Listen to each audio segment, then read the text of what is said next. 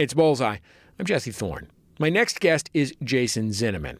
He's a writer and a critic. For years, he was a theater writer. Now he covers comedy at the New York Times, the country's only full-time newspaper comedy critic.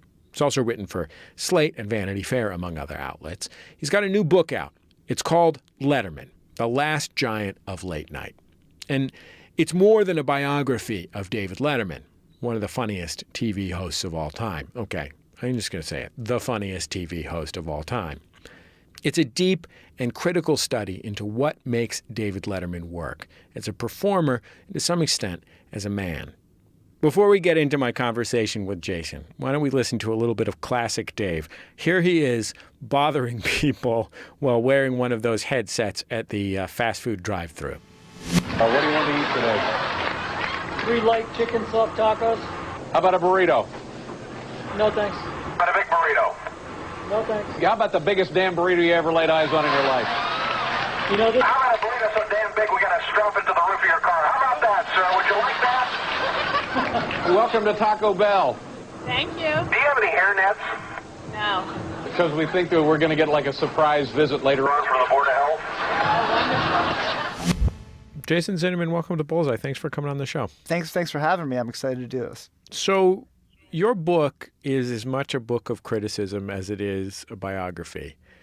And I wonder if you can explain something that I've never been able to explain in my entire life, which is what is different about David Letterman? What is different about David Letterman? I mean, I think that's a complex. There's many things that are different about David Letterman. I think a few things stand out. David Letterman, when he was born, his parents didn't have a television set. His first love was radio.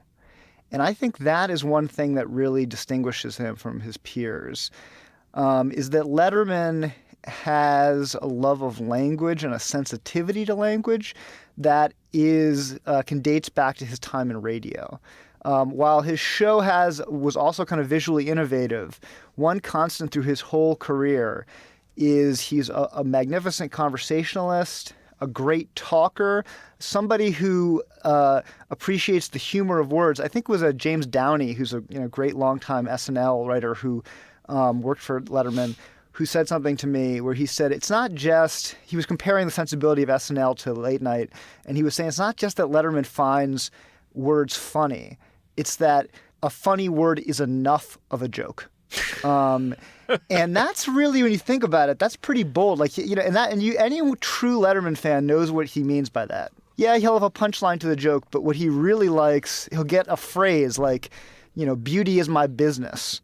And he'll repeat it over and over again until it turns into a kind of incantation. And he'll roll around in his mouth. And there's something about it. It's like he turns the language of television into a kind of poetry. I think he became his show became as much about his personality as the stars of the material. It became about him talking about what he was irritated about that day and turning some mundane story into some really operatic bit of comedy. And I think, in an interesting way, people really got to know him. And even though he's a very guarded guy, I think over 33 years, his show was very revelatory. And I think it was, at the core, he did what all great artists do, which is reveal himself through his work. One of the things that has always been most amazing to me about David Letterman is the way that he can sit comfortably on the lemon between sarcasm or ironic remove and sincere engagement. That is something that I feel like I've never seen anyone else do so ably. And there's an arc to that. I think, in his early career, he was, famous for his relentless sarcasm. And then as he became known for that, the sarcasm became, and the kind of layers of irony became kind of more ornate. And they, his jokes, as I write in the book, sometimes if you look at some of those monologue jokes, you can kind of, if you were to map them like you'd map a sentence, they would be kind of concentric circles of making fun of the joke bombing, then making fun of himself, making fun of the bombing, and you had to kind of watch Letterman for a long time to kind of be able to decipher the layers of irony. I think later in his career, when he shows a more sincere side, like after 9/11, most famously, it has a bigger impact because you've seen this guy be ironic for so long that to see him then be sincere really means something. But because if you watched him long enough, you could understand what he meant when he was making fun of GE, even though he was often saying it in an incredibly indirect way. So to take one example, in the writer's strike in 1988, he's upset. Letterman has a history of labor support. He went on strike with the writers of the Comedy Store in the late 70s, and he went back on the air, which I'm sure he was uncomfortable with, without his writers.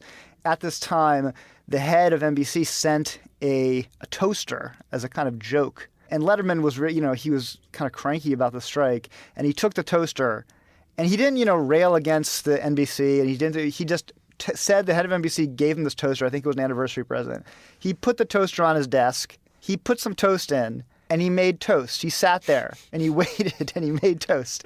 And it was in its own way this sort of, subversive kind of punk message, but very clear to anyone who watched what he meant by it.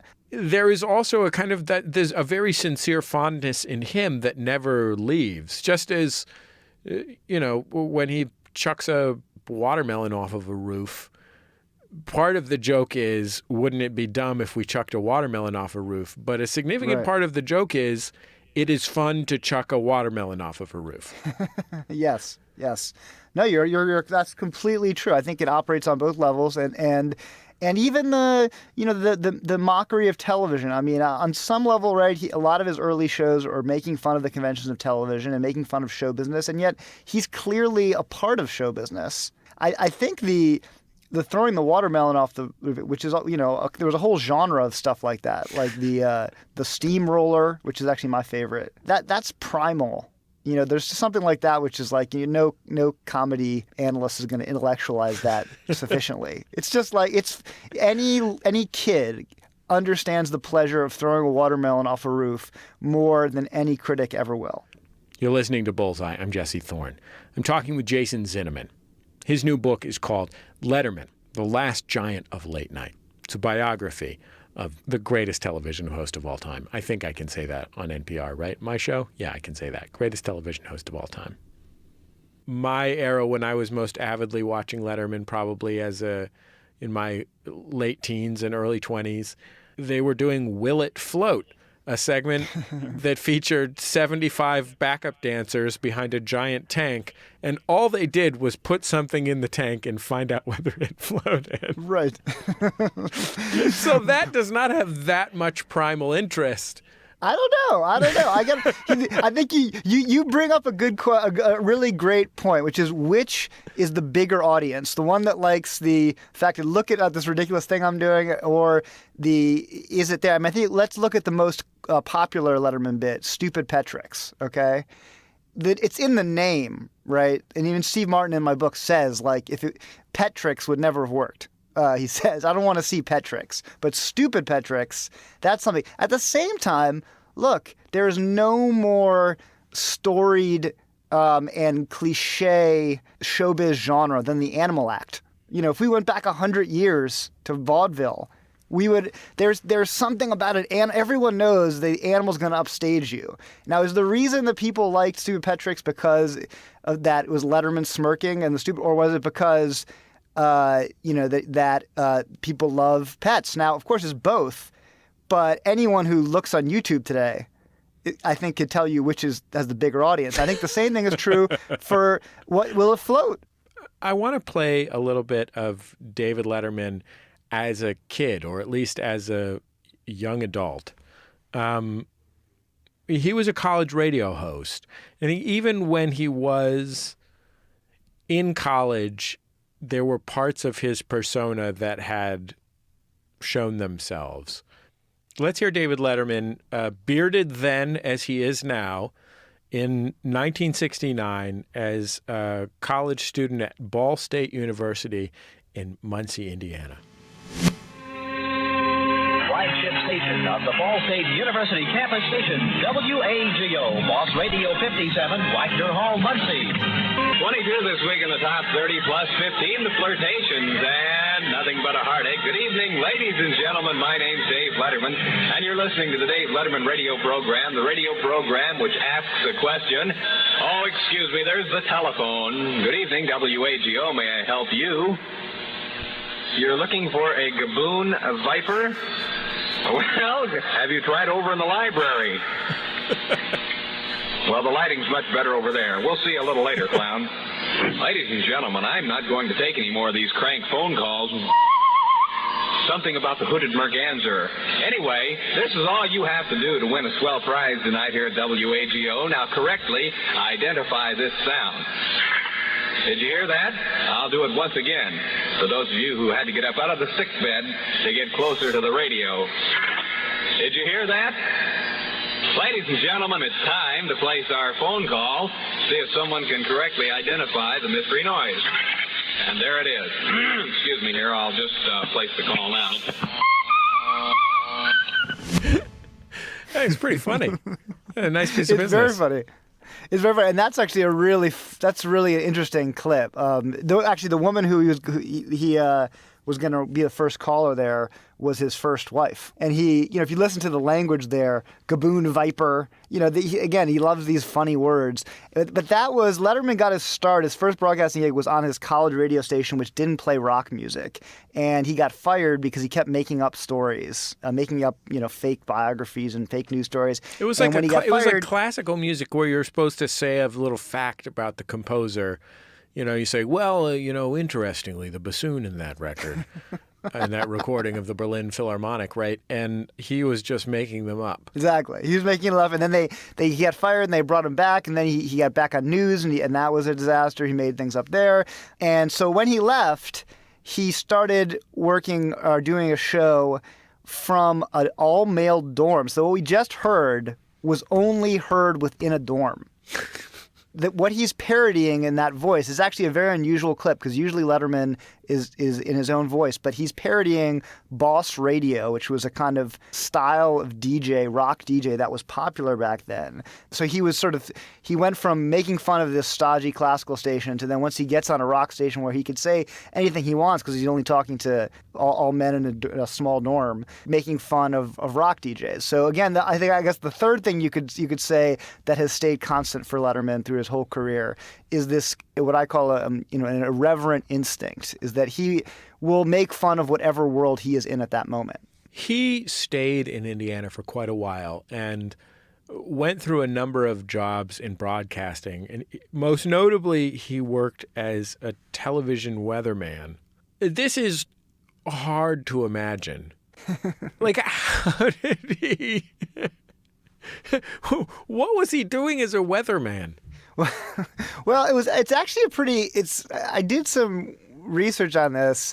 There was a kind of dawn of the era, I think it was called Happy Talk, where the, straight news in local TV, the anchors were encouraged to be jokey and to kind of banter with each other. Now we take this for granted, but this was a thing back then.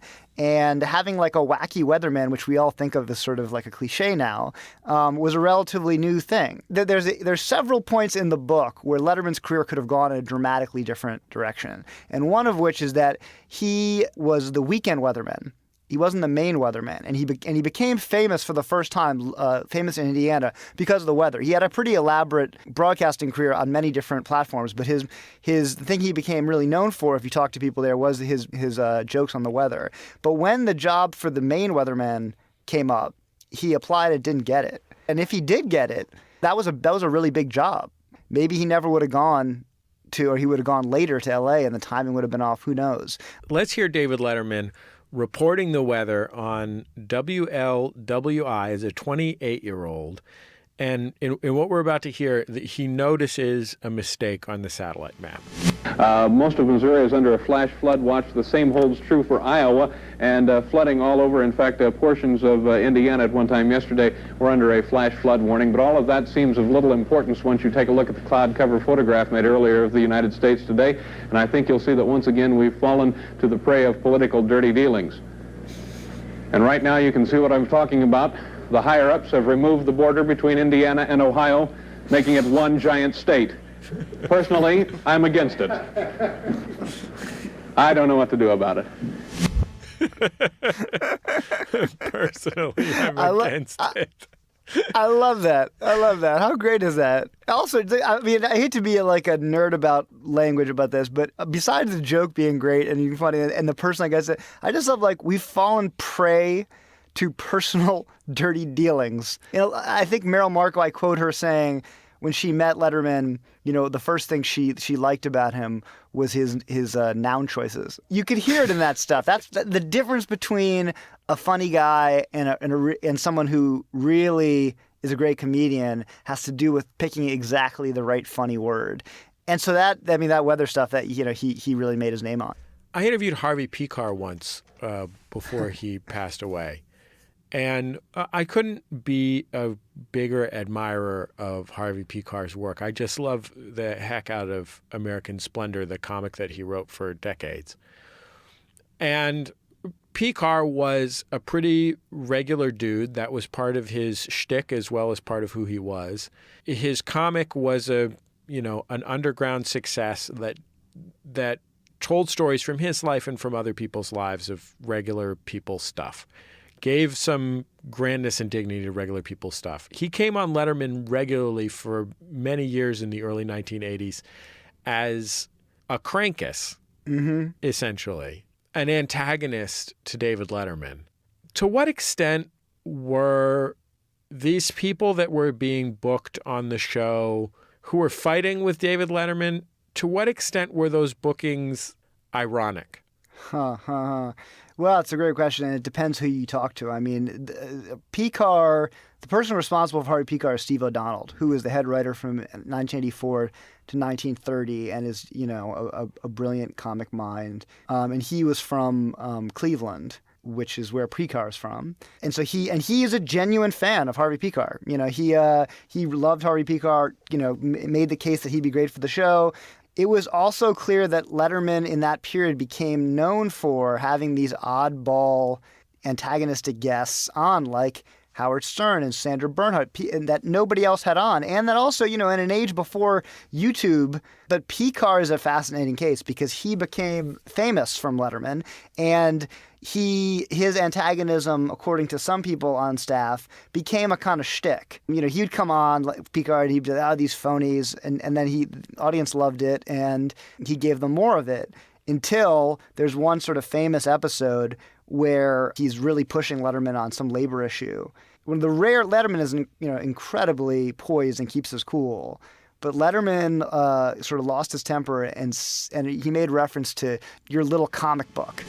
I won't come back unless you really ask me. No, you're not coming back at all, Harvey, right. because we've given you many chances to come on this show and talk about things that we thought would be of general interest to people, and also to promote your little Mickey Mouse magazine here, your little newsletter, your little clubhouse fun, rainy day fun for boys and girls, your little weekly reader deal here.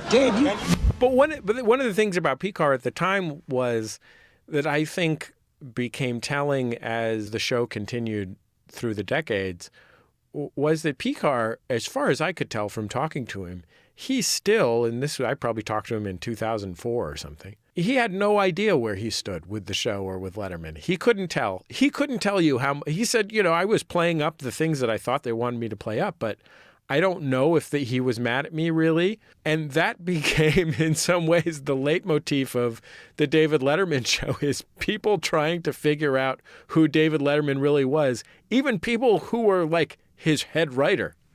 Yes. Oh, and people, and when they guessed wrong, like Crispin Glover, you know, then Letterman just walked off the stage. I mean, you know, Crispin Glover thought he was just going to do what Andy Kaufman did and play a character and try to kick Letterman, and he made the wrong guess. I want to play a little bit of Chris Elliot on the show. Chris Elliot, of course, the brilliant writer and actor who started on the show as an NBC page. David Letterman figured out, or he offered to David Letterman, that his father was Bob Elliot of Bob and Ray, of which Letterman was a fan. And he ended up working on the show, eventually became a writer on the show, and was in some ways an outsider on a writing staff where the folks generally came from places like Saturday Night Live and the Harvard Lampoon. Elliot was a huge voice on the show in the middle of the 1980s. And the characters that he played were often very hostile, actively hostile, but also he never submerged himself into a character. Mm-hmm. He always seemed, like Letterman, he always seemed to be both in the thing and out of the thing at the same time. And he played Marlon Brando. His impression of Marlon Brando isn't on the waterfront, I could have been a contender, whatever. It's slightly broken down, old, still thinks of himself as grand Marlon Brando. And this is him demonstrating. We walked on stage with a paper bag full of bananas, places them on the stage, says he's going to demonstrate his famous banana dance. Oh, thank you very much, ladies and gentlemen. And may I be so bold as to interrupt your little late night with Larry King Live, which I was watching in the green room. It's very funny. Now, this evening, ladies and gentlemen, the fellas, Ringo and the fellas and I have put together a little something. It's called My Famous Banana Dance. And it's something that I perform on my island regularly, and I perfected some years back. And before we perform it, I'd just like to say, before we do it, that we hope we do not offend. All right, now just one moment. Let me prepare for it. Let me throw out the bananas here. I'm going to put them right here. All right, fellas, you ready? Okay, on you. Go ahead, Ringo. Hit it. Here we go. All right, there we go. Bananas. There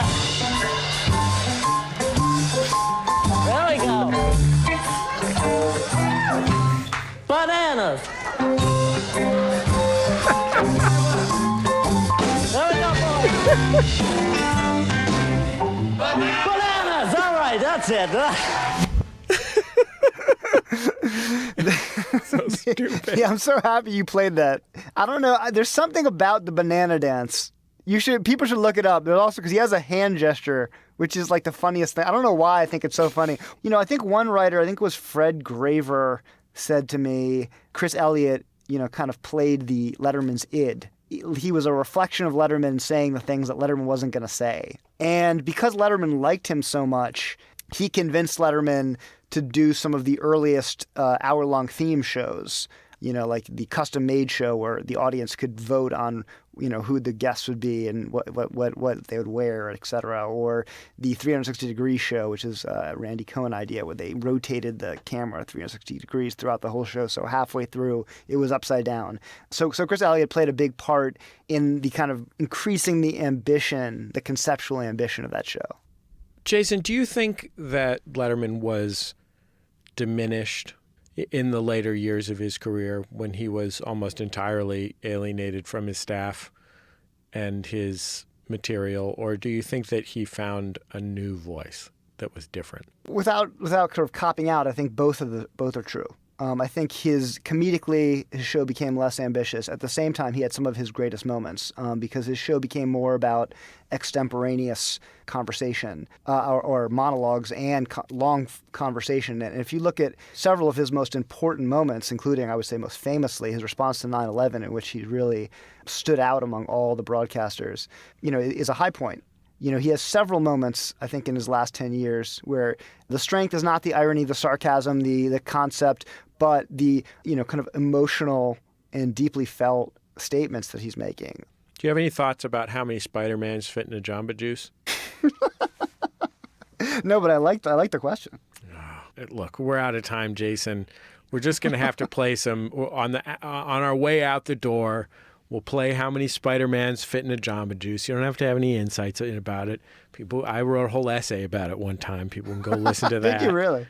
Jason Zinoman's wonderful book is called Letterman, The Last Giant of Late Night. I could talk about this for 4 hours, but Our kind engineer at NPR New York has to go home to his family.